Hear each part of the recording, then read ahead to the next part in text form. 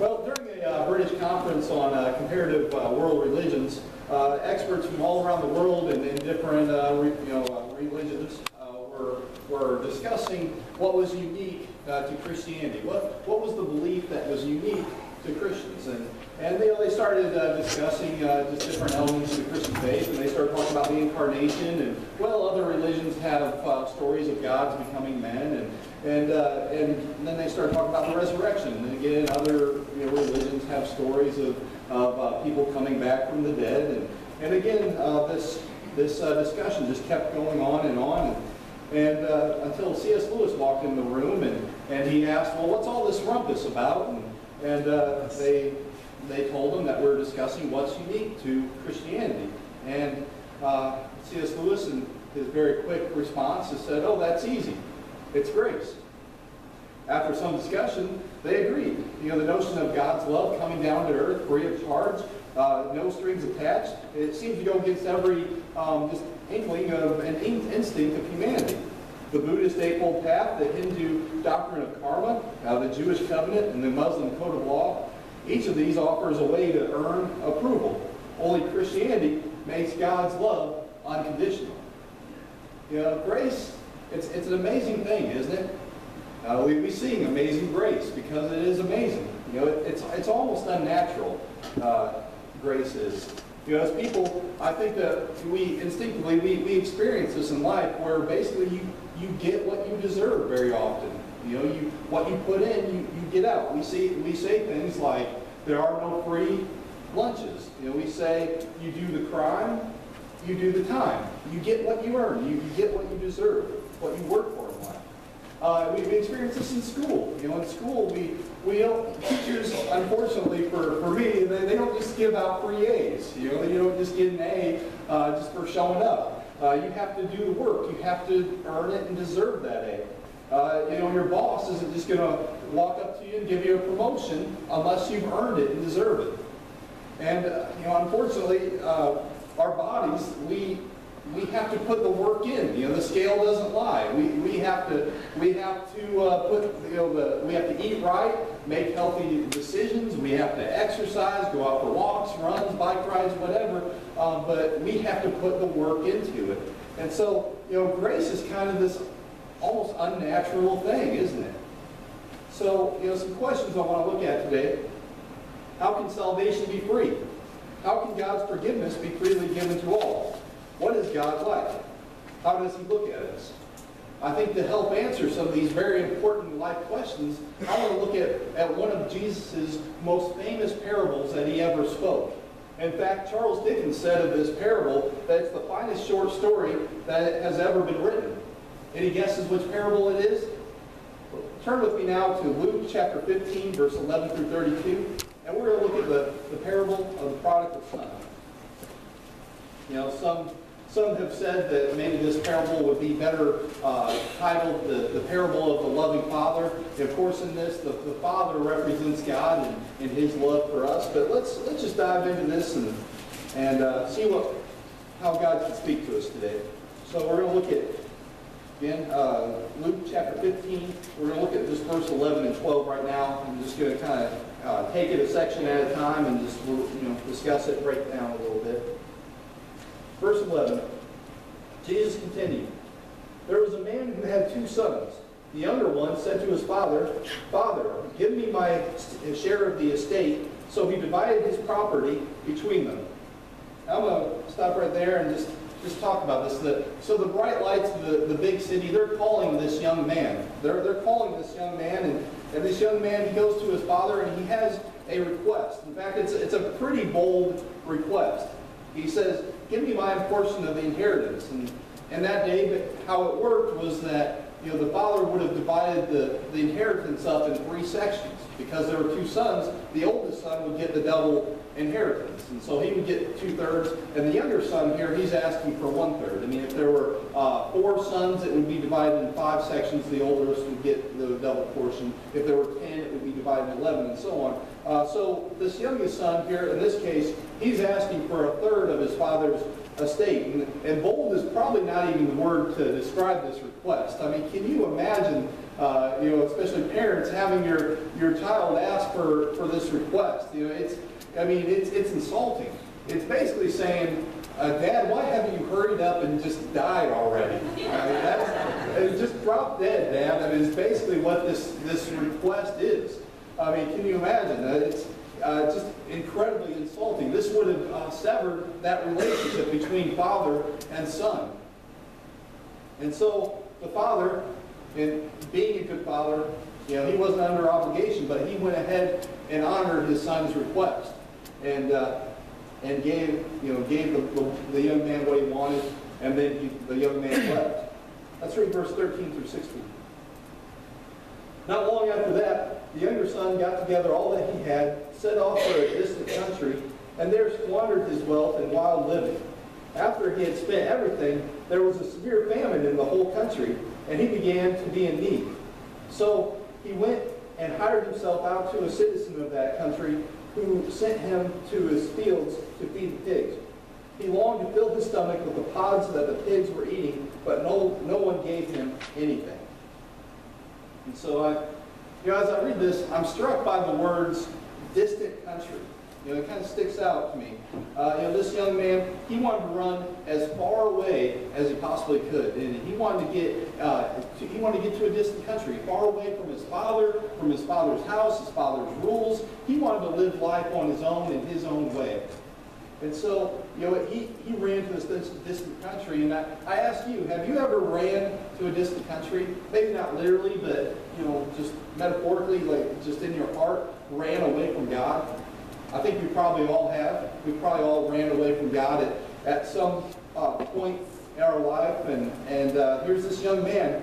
He's running away from his father. He's running away from God, from everything in his life. And he soon realizes that the grass is not greener on the other side. Brennan Manning, in his book, The Ragamuffin Gospel, puts it this way. His sojourn in a far country had left him bankrupt.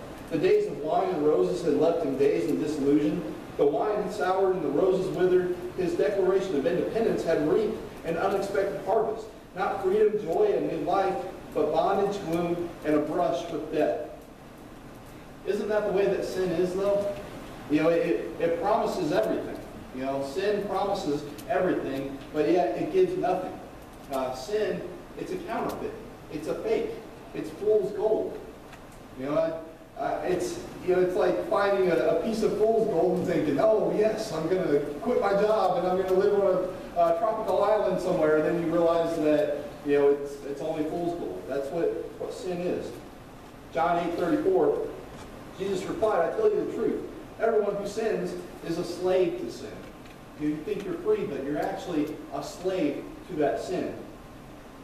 So the young man, he went from living high on the hog to actually hanging out with the pigs. He actually was wanting to, he was so hungry that he was eyeing their dinner. I can't imagine just hanging out with a bunch of pigs and eyeing what they're going to eat. It reminds me when I was in high school, I actually worked at Lone Star Steakhouse, and there was one night where the dishwasher just didn't show up, and so the manager asked us waiters, does anybody want to fill in? And nobody was raising their hand, of course. And then finally, I'm like, okay, I'll do it. And so I'm filling in, and I'm just dealing with all these nasty, gross plates. And there was a bucket or a trash can that we put all the slop in. We scraped off all the meat and the vegetables. And the worst thing though was all the salad dressings and the ketchups and A1 sauce and everything. Just all went in that big bucket of slop, and it was disgusting. And I completely, just instantly regretted, raising my hand to volunteer. Well, looking at that, I can't imagine looking at something like that and thinking, this could be good. I could just pick that out and shake that off or something, and a little snack for the night. And that's what I did. It was delicious. It wasn't so bad. But it was, it's disgusting. I can't imagine just looking at slop, looking at something that pigs are eating, and thinking, wow, I'm so hungry. And that's the condition that this young man was in. It was humiliating. This young man, it would have been understood by the audience that was listening to Jesus that this was about the most humiliating thing that could happen to a young Jewish boy, to be hanging out in a pagan country, working for a pagan farmer, and hanging out with an unclean animal like pigs. And if you remember, pigs were unclean in the Old Testament. Even in Jesus' day, they were unclean. They weren't considered clean until the book of Acts, where God told Peter, Peter, go ahead and put a little bacon on that cheeseburger, for it is good. And it went something like that. And so that's kind of what happened there. And this was understood just to be the rock bottom, worst possible circumstance that this young Jewish boy could be in.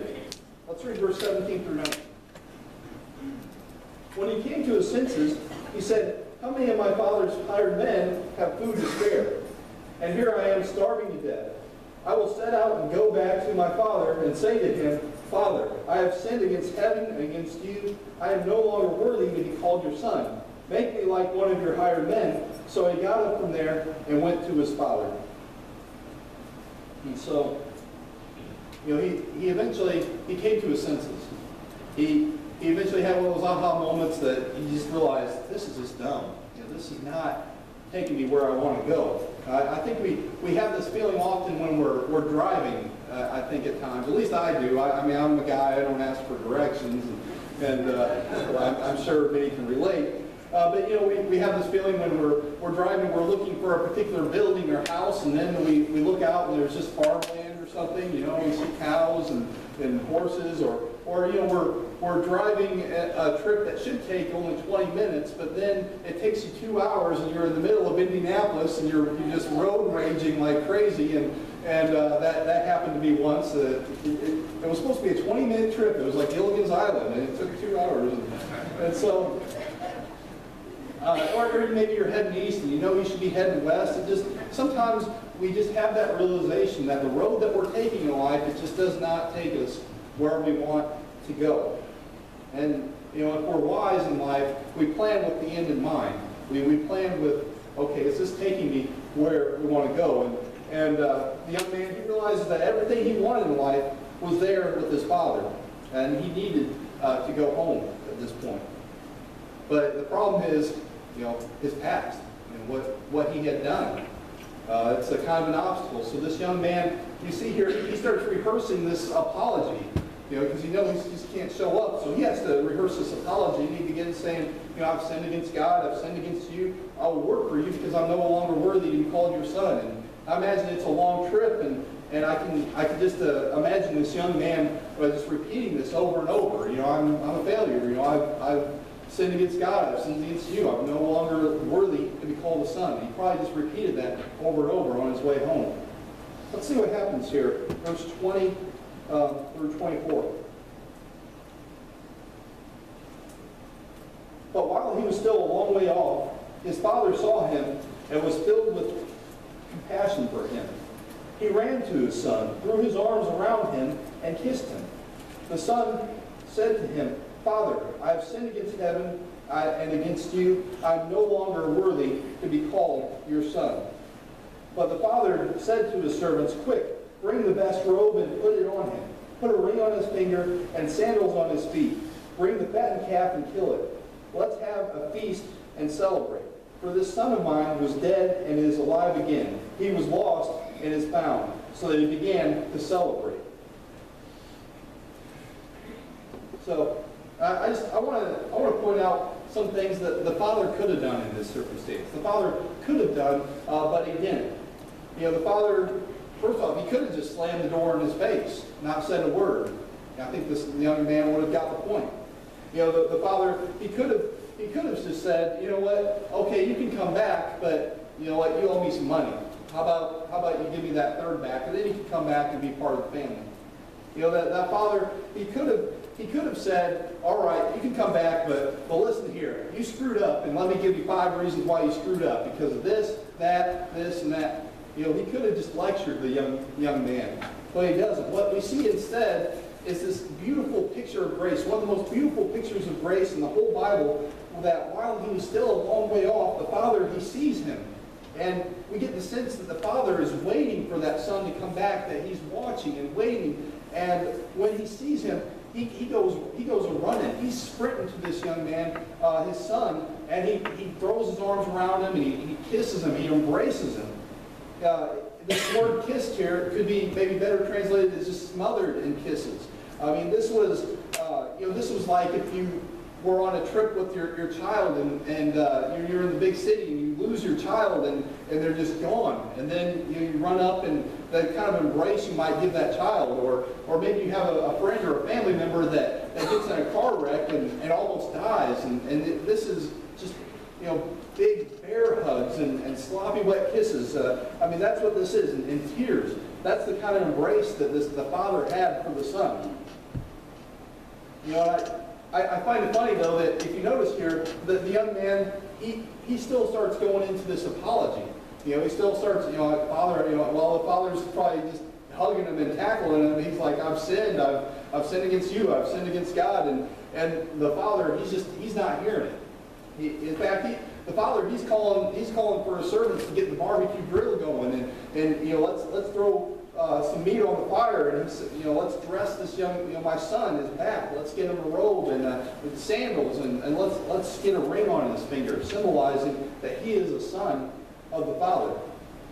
And for the longest time, I don't think until I did the study that I realized what prodigal actually means. Of course, we think of prodigal in these terms that a prodigal is somebody that leaves and comes back, but it's kind of taken on that meaning. The actual word prodigal means to spend money or resources freely and recklessly, wastefully, extravagant. It's one who spends or gives lavishly and foolishly. It doesn't really have anything about leaving at all. It has to do about being wasteful.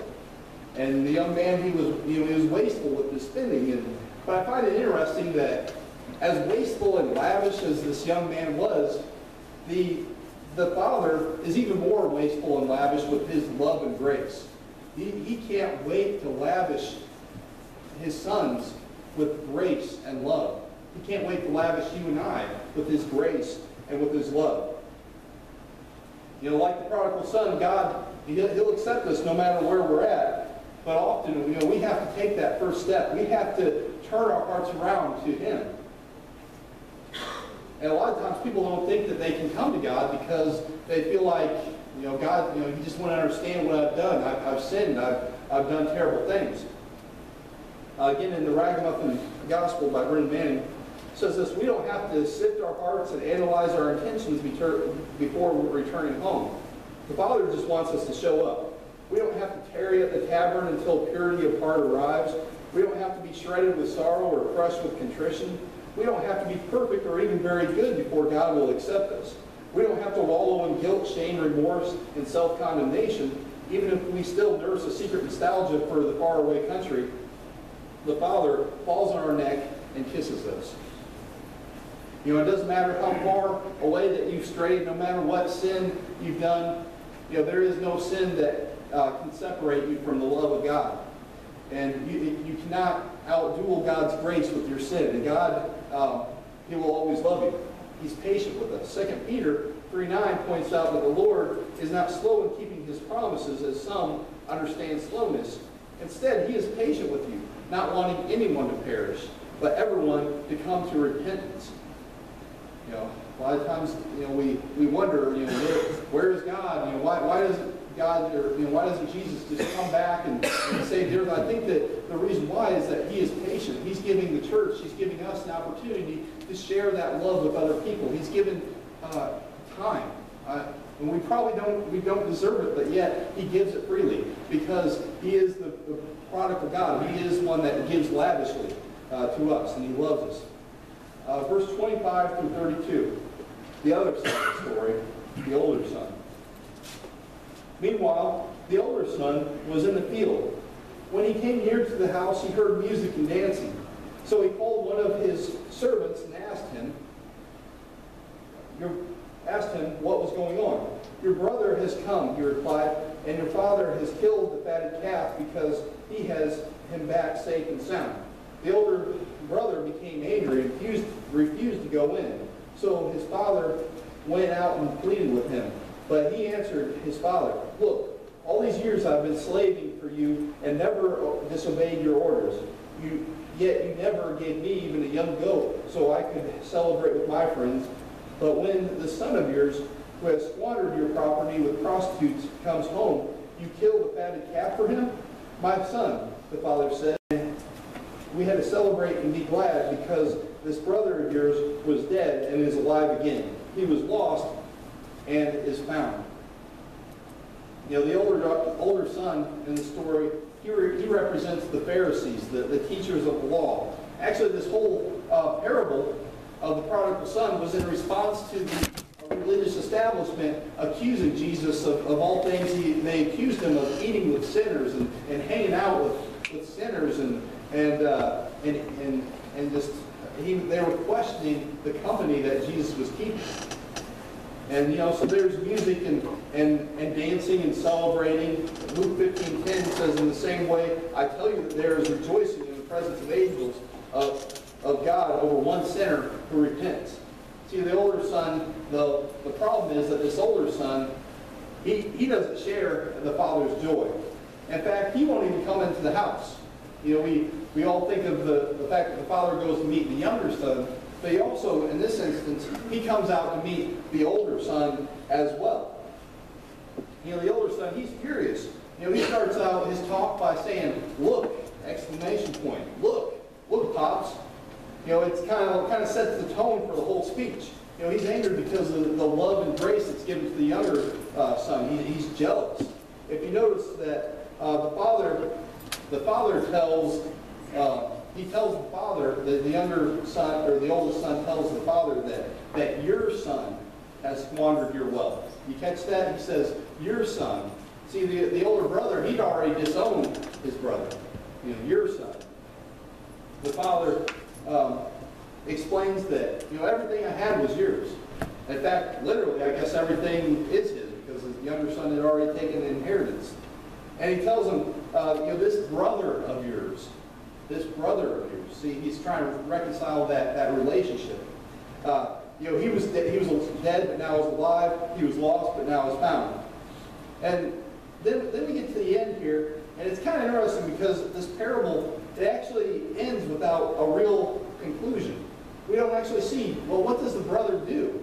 Does he go back into the house? Does he, you know, party with his younger brother? Does he stay out and just in spite and just bitterness and not go into the house? What happens here? What's going on, Jesus? Why didn't you put a conclusion to the story? I mean, it's simple story writing 101. Well, I think the reason why. I mean, have you ever been to a movie and it just didn't really have a conclusion to it? Don't you hate that? You want to see what happens next, and we want to see what happens next in the story. I remember going to see the first Lord of the Rings, Fellowship of the Rings, when it came out, and I look back and kind of laugh because, you know, I remember all these people that were leaving the theater, and there were people that were just so angry that there wasn't a conclusion to the story. Like, that's the worst ending I've ever heard, and people saying things like that. And I was laughing. I'm like, it's a trilogy. You know, there's more story to come. The story is still being written. Well, for Jesus, that's his point. His point is this story is still being written. It's being written because the Pharisees, these teachers of the law, they still have a choice to make. They have a choice. Do they go into that house and hang out with their brother, or do they not? Do they accept the fact that God is a God of grace and forgiveness, or do they not? Do they continue to live in legalistic righteousness, or in grace and forgiveness? The story was still being written in Jesus' day, and also the story is being written in our day as well. You know, do we accept the outcast, and do we offer forgiveness and the love of Jesus and grace to the outcast, or not? Do we believe that Jesus' blood covers sin, or not? Do we accept salvation by grace or not? You know, many of us have been Christians for a long time, haven't we? You know, 5, 10, 30 years, maybe 40 years, maybe higher than that, 50, 60. I won't go any higher, but we've been Christians for a long time. And I think the point of Jesus' parable here is we have a decision. You know, are we any more deserving to know Jesus, to have that forgiveness than anybody outside these walls? I don't think so. I mean, the only difference between us and them is the fact that we know a Savior. We know the Savior, Jesus Christ, and He's changed our lives. And my hope is for this sermon today that at least it challenges us to put that mission of grace on the front burner. That's our mission. Our mission our mission is to seek and to save the lost, and we just kind of rededicate our hearts this morning to that mission. John 4:35, Jesus said, "Behold, I say to you, open up your eyes and look at the fields, for they are ripe for the harvest." There's a Christian song it's been around for a few years now, but I really enjoy it. It's by Brandon Heath, called "Give Me Your Eyes." I just want to read these words. "All those people going somewhere, why have I never cared? Give me your eyes for just 1 second. Give me your eyes so I can see. Everything that I keep missing, everything. Give me your love for humanity. Give me your arms for the brokenhearted, the ones that are far beyond my reach. Give me your heart for the ones forgotten. Give me your eyes so I can see." We all need to be asking for that, to see the world with God's eyes. We all need a spiritual eye exam, because so often our vision gets blurry. We get focused on other things. We get focused on ourselves and our selfish desires and needs and wants, and Jesus is saying, there's a world out there of lost, and we need men and women, Christian men and women of conviction that will stand up and live for Jesus and speak truth and live truth. I want to end with the words of the evangelist Greg Laurie, who says, "Everyone has a part to play. That means you, that means me. Unbelievers are not the enemy. They are people for whom Christ died. Are you a laborer in the harvest? The complainers are many, the observers are many, the spectators are many, the critics are many, but the laborers are few." We need laborers in the harvest. Will you become one? I just want to, I'm going to pray here, and as the worship band comes up, I just encourage you that if you don't know the grace of Jesus, I just encourage you, just give your hearts to Jesus, because He'll forgive you no matter what you've done. That's why He went to the cross. He went to the cross because He loves you, and His death paid for your sin and mine. Let's pray. Lord, I just thank you just for today, and I just pray that just speak to us, Lord. Just challenge us, Lord, to speak truth and to live for you. God, give us, your church, courage to do that and just to step out in faith. And I just pray for everybody here that, if they're not in a relationship with you, good Lord, that just like the prodigal son, that they will return home, that they will come to you and just repent and just know that God will forgive them and just take those chains of sin off and set them free. And it's in Jesus' name we pray. Amen.